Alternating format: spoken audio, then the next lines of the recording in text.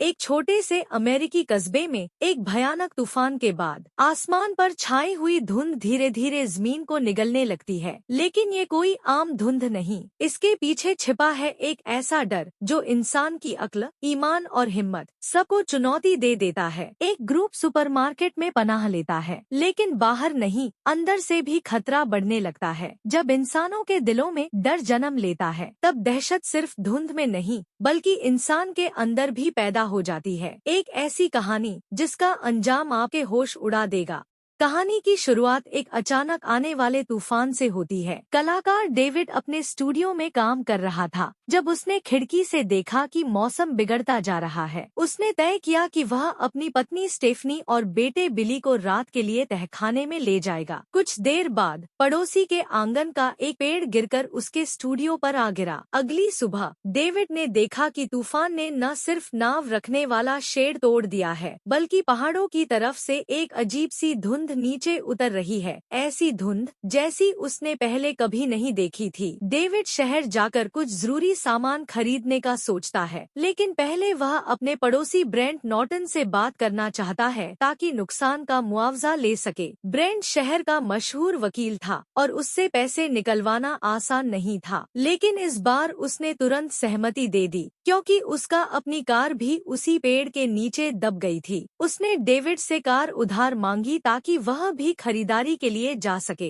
रास्ते में उन्होंने देखा कि फौजी गाड़ियां तेजी से उसी धुंध की दिशा में जा रही हैं, लेकिन डेविड ने ज्यादा ध्यान नहीं दिया। उसका ध्यान बस इस बात पर था कि मौसम और खराब होने से पहले वह सुपरमार्केट से सामान ले ले। सुपरमार्केट लोगों से भरा हुआ था। डेविड कुछ ग्राहकों से बात ही कर रहा था कि तभी एक मिलिट्री पुलिस अफसर अंदर आया, और आमतौर पर इसका मतलब होता है कि कोई बड़ी इमरजेंसी है। अगले ही पल पूरे शहर में सायरन बजने लगे। लोग घबरा गए, किसी को समझ नहीं आ रहा था कि क्या हो रहा है। उसी समय खून में लथपथ एक स्थानीय आदमी डैन भागता हुआ अंदर आया। वह चिल्ला रहा था कि धुंध में कुछ भयानक छिपा हुआ है। बिली डर गया और घर वापस जाने की जिद करने लगा। सबने खिड़की से बाहर देखा, धुंध तेजी से फैल रही थी। एक आदमी ने बाहर भागने के लिए कार का दरवाजा खोला ही था कि धुंध ने उसे पूरी तरह निगल लिया। कुछ पल बाद उसकी चीखें सुनाई दी। सुपरमार्केट का मैकेनिक जिम घबरा गया और उसने तुरंत दरवाजा बंद कर दिया। थोड़ी देर में पूरा स्टोर धुंध में डूब गया। किसी ने अंदाजा लगाया कि शायद ये किसी केमिकल प्लांट का हादसा है, मगर फिर जमीन हिलने लगी जैसे कोई बहुत बड़ा जीव बाहर से गुजर रहा हो। अब सबको यकीन होने लगा कि डैन की बात सच थी। वे सब स्टोर के अंदर ही रुक गए और मदद का इंतजार करने लगे। उसी दौरान एक परेशान औरत अपने बच्चों के पास जाने की जिद करने लगी, लेकिन जब कोई उसके साथ जाने को तैयार नहीं हुआ तो वह अकेली ही धुंध में निकल गई और फिर कभी वापस नहीं आई।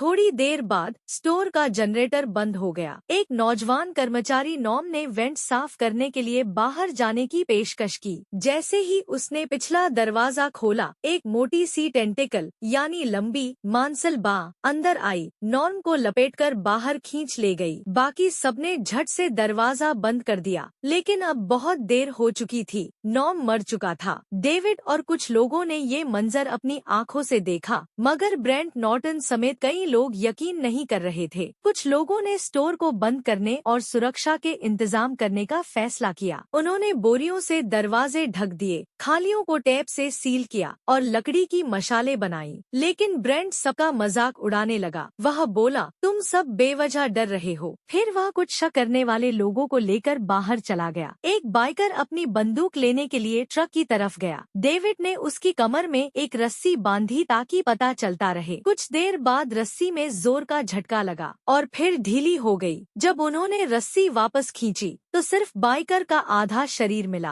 अब सबको यकीन हो गया कि धुंध में वाकई कोई खतरनाक मखलूक है। बाहर से चीखें सुनाई देने लगी। ब्रेंट और बाकी लोग भी मारे जा चुके थे। रात होने तक स्टोर बैकअप जनरेटर पर चल रहा था। रोशनी देखकर बड़ी बड़ी उड़ने वाली मक्खियां खिड़कियों पर आ बैठीं। एक खिड़की टूट गई और अंदर झुंड के झुंड रेंगने वाले जीव और कीट पतंगे घुस आए। लोगों में भगदड़ मच गई। एक आदमी ने जलती हुई पोछा मुंह उठाई दी, मगर वह खुद आग में जल गया। 2 और लोग मारे गए, जिनमें एक जवान लड़की सैली थी, जिसे जहरीले डंक ने मार डाला। उसी अफरा तफरी में एक औरत मिसेस कारमोडी कोने में खड़ी दुआएं मांगती रही। हैरानी की बात ये थी कि उसे कुछ नहीं हुआ। एक बड़ा कीड़ा उसके कंधे पर आ बैठा, मगर उसे नुकसान पहुंचाए बिना उड़ गया। ये देखकर लोगों ने समझा कि शायद ये भगवान का संकेत है।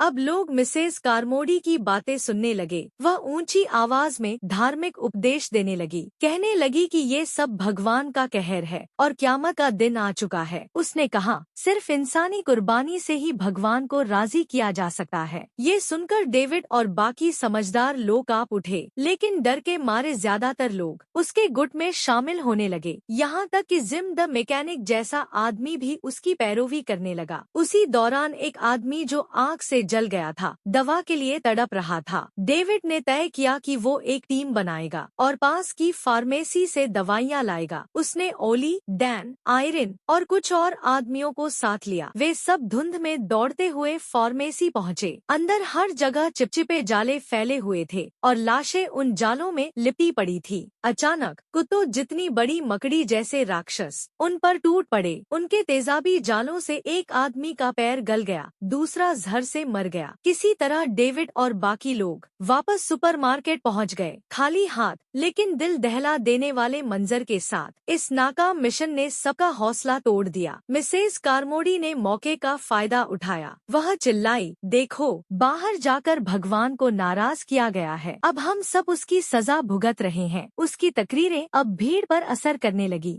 लोग उस पर यकीन करने लगे। सुपरमार्केट में 3 फौजी भी छुपे हुए थे, एरोहेड बेस से आए हुए। अगले दिन उनमें से 2 ने डर और शर्म के मारे खुदकुशी कर ली। सुबह के वक्त बाकी फौजी प्राइवेट वेन जेसप को कारमोडी के पैरोकारों ने घसीटकर सबके सामने ला खड़ा किया। लोग उस पर चिल्लाने लगे, बताओ आखिर ये सब हुआ कैसे? दबाव में आकर जेसप ने बताया, एरोहेड प्रोजेक्ट में हम लोगों ने किसी दूसरी दुनिया का दरवाजा खोलने की कोशिश की थी, मगर कुछ गलत हो गया और वहाँ से ये मखलूकात हमारी दुनिया में आ गई। ये सुनते ही भीड़ पागल हो गई। उन्होंने फौजी को पीट पीट कर लहूलुहान कर दिया। फिर किसी ने उस पर छुरी चला दी। वो वहीं मर गया और उसका जिस्म धुंध के बाहर फेंक दिया गया। कुछ ही पलों बाद एक बहुत बड़ी कीड़े जैसी मखलूक धुंध से निकली और उसका शरीर निगल गई। ये मंजर देखकर सब सहम गए। अब तक मिसेस कारमोडी का पूरे सुपरमार्केट पर कब्जा हो चुका था। डेविड को एहसास हुआ, अगर वो अब और रुका तो अगली कुर्बानी शायद वो और उसका बेटा बिली होंगे। सुबह होते ही उसने चुपचाप भागने की तैयारी की। उसके साथ था उसका बेटा बिली, आमंडा, आयरिन, डैन और ओली। मगर जैसे ही वो निकलने लगे, कारमोडी और उसके पैरोकारों ने रास्ता रोक लिया। वो चीखी,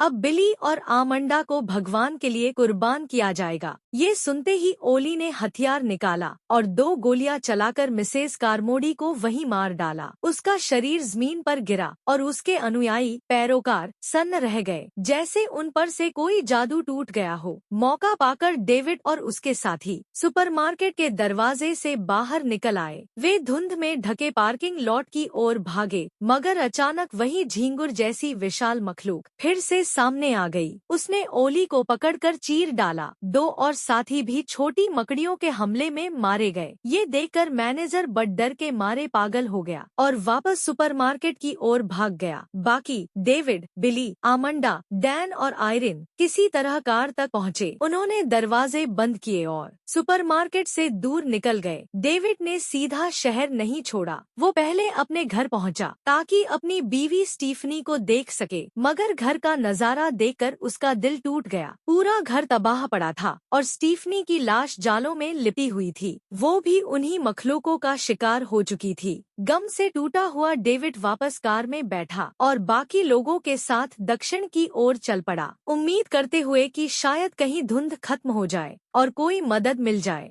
रास्ते में उन्होंने भयानक मंजर देखे। पूरा इलाका बर्बाद पड़ा था, जैसे क़यामत गुजर चुकी हो। एक सड़क पार करते वक्त उन्होंने एक 6 टांगों वाली विशाल मखलूक देखी, सैकड़ों फीट लंबी, जो धुंध में धीरे धीरे आगे बढ़ रही थी। उसे देखकर सबके होश उड़ गए और वे खुद को बिल्कुल बेबस महसूस करने लगे। फिर भी डेविड कार चलाता रहा। कई मील बाद कार का पेट्रोल खत्म हो गया और वो एक सुनसान धुंध में डूबी सड़क पर रुक गए। अब वे 5 लोग धुंध में फंसे हुए थे, न ईंधन, न रास्ता और न ही किसी मदद की उम्मीद। काफी देर सोचने के बाद सबने एक डरावना मगर मजबूरी भरा फैसला किया। उन्होंने कहा, जानवरों के हाथों टुकड़े टुकड़े होने से बेहतर है कि हम खुद एक आसान मौत चुन ले। डेविड की आंखों में आंसू थे। उसने वह बंदूक उठाई जिसमें सिर्फ 4 गोलियां बची थी। उसने फैसला किया वो अपने दोस्तों और अपने बेटे कोडोट दर्दनाक मौत से बचा लेगा। रोते हुए उसने पहले आमंडा, फिर डैन, फिर आयरिन को गोली मारी और आखिर में अपने छोटे बेटे बिली को। गोलियों की आवाज कार के अंदर गूंजती रही। एक एक करके सब मर गए। अब बंदूक खाली थी, सिर्फ डेविड जिंदा बचा था, टूटा हुआ, कांपता हुआ और सदमे में डूबा हुआ। वो कार से बाहर निकला, धुंध में खड़ा होकर चिल्लाने लगा, आओ मुझे भी खत्म कर दो। लेकिन कुछ ही पलों बाद धुंध हटने लगी। एक तेज रोशनी धुंध को चीरती हुई सामने आई। इंजन की गड़गड़ाहट और टैंक के पहियों की आवाजें सुनाई देने लगी। धुंध धीरे धीरे साफ हुई और सामने अमेरिकी सेना का काफिला दिखाई दिया। टैंक और गाड़ियां सड़क पर बढ़ रही थी। फौजी शोला फेंकने वाले हथियारों और